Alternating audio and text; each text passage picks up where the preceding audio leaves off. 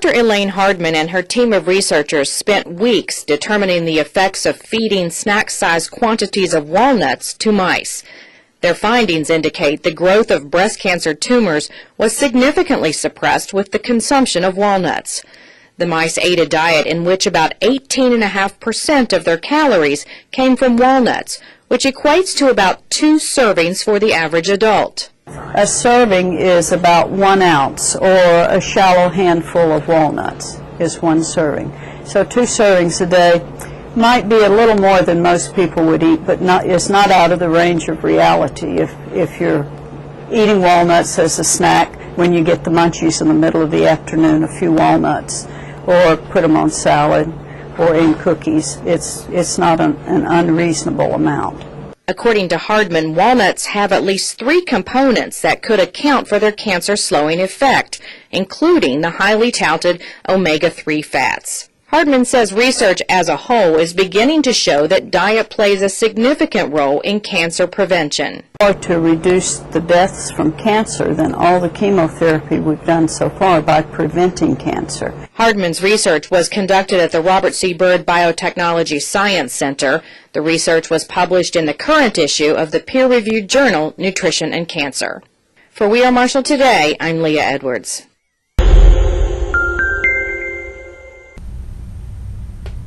In my video on nuts and breast cancer prevention, I featured data from the Harvard Nurses Study suggesting early nut consumption may be a viable means for breast cancer prevention. A follow-up study involving the daughters of the nurses corroborated the findings. Those eating more peanut butter, nuts, beans, lentils, soybeans, or corn were found to just have a fraction of the risk for fibrocystic breast disease, which places one at higher risk for cancer. And the protective effects were found to be strongest for those most at risk, the ones with a family history of breast cancer. A new study even found just 2 handfuls of nuts a week may protect against pancreatic cancer, one of our deadliest cancers. We're not sure why they work, which nuts work the best. In my video number 1, anti-cancer vegetable, we learned that 2 classes of vegetables, the broccoli family of vegetables and the garlic family of vegetables, most effectively suppress cancer cell growth. Then in Which Fruit Fights Cancer Better, cranberries and lemons took the title. What about nuts?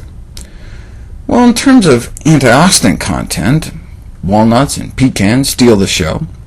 25 walnuts has the antioxidant equivalent of 8 grams of vitamin C. That's like the vitamin C found in 100 oranges.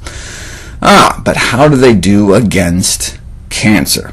And hazelnuts, pistachios, and Brazil nuts don't seem to do much better. Pine nuts, cashews, and macadamia nuts start pulling away from the pack.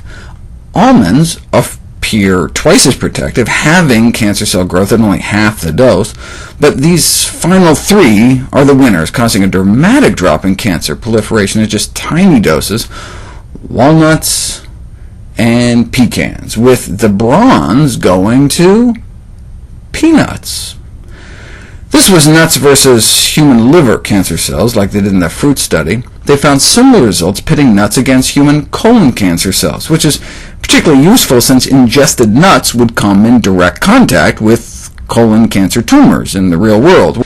And most importantly, these data suggest that some components of walnuts are indeed absorbed, circulate in the blood, and can affect breast cancer cell proliferation. In the first books was the hull of the black walnut tree, but the hull has to be green. There is something in the green hull that kills everything I ever tested for, which doesn't mean everything, but let's say close to 100 parasite varieties. So you're telling me that in all of our pharmacology, all the millions of dollars spent with research in cancer, the native Indians who were using this hundreds of years ago already had the solution to cancer? Those who were, yes, but I don't know how much folklore there is around this herbal product, and there are many other good herbal products out there. I'm sure there must be other things that can do the same thing. Smells, we remember, come from volatile oils. They're like the smells in rosemary or sage. Those are volatile oils, and all volatile oils are antifungal, antimicrobial, and antibacterial. And so black walnut is revered, this outer covering, this nice smelling outer covering on the black walnut. This is the nut that's inside this covering here. Have seen is this green hull used as medicine. It's used as a soak to get rid of fungus on